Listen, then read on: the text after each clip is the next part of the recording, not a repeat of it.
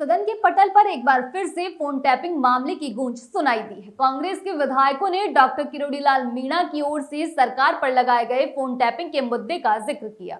पूर्व मंत्री शांति धारीवाल ने कहा कि सरकार ने टेलीग्राफ एक्ट की धज्जियां उड़ाई हैं। भाजपा सरकार के मंत्री ने इसका जवाब दिया और कहा कि किरोड़ीलाल मीणा का फोन टैप नहीं किया गया है, ये हमने भी मान लिया। धारीवाल ने कहा कि अगले ही दिन किरोड़ीलाल मीणा कहते हैं कि उनका फोन अभी भी टैप हो रहा है।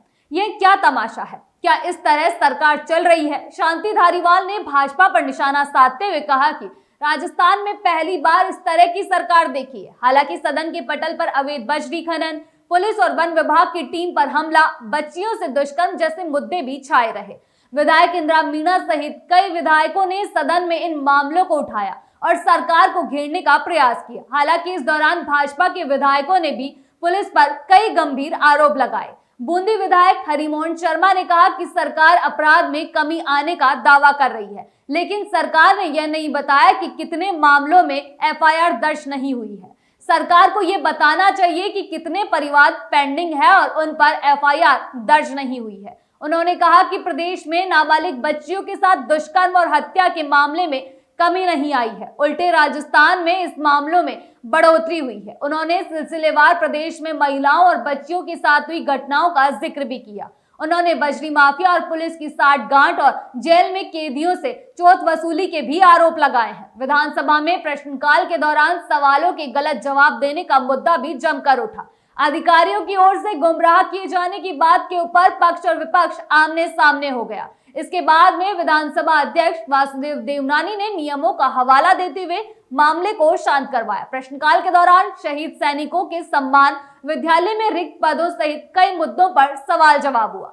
खानपुर विधानसभा क्षेत्र से शमशान में कब्रिस्तान के आवंटन को लेकर भी सवाल उठे थे। इस दौरान विधायक सुरेश गुर्जर ने सवाल किया था। राजस्व मंत्री हेमंत मीणा ने जवाब दिया था। विधायक गुर्जर ने इसका जवाब को गलत बताया और कहा कि अधिकारी गलत जानकारी देकर सदन को गुमराह कर रहे हैं। इस पर सत्ता पक्ष ने आपत्ति जताई और कहा कि हर जवाब गलत नहीं हो सकता।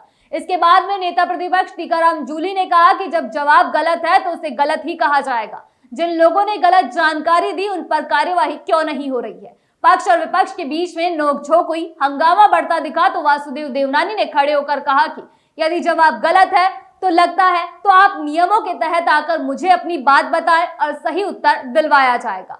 भरतपुर विधायक सुभाष गर्ग के खिलाफ विशेषाधिकार हनन के प्रस्ताव लाए जाने पर नेता प्रतिपक्ष टीकाराम जूली ने अपनी प्रतिक्रिया दी।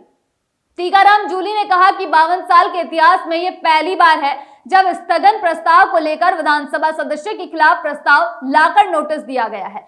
सरकार विधायकों की जुबान पर ताला लगाना चाहती है। इस तरीके से तो कोई भी विधायक जनता के मुद्दे सदन में नहीं उठा पाएगा। विधानसभा के इतिहास में एक काला अध्याय जुड़ा है जो दुर्भाग्यपूर्ण है। जूली ने बताया कि डॉक्टर सुभाष गर्ग के स्थगन प्रस्ताव पर प्रतिक्रिया के तौर पर उनके खिलाफ मुख्य सचेतक द्वारा सदन में विशेषाधिकार हनन का प्रस्ताव लाया गया, जिसे आसन द्वारा बिना किसी जांच और सदस्य को बोलने का अवसर दिए बिना विशेषाधिकार समिति को भेज दिया गया।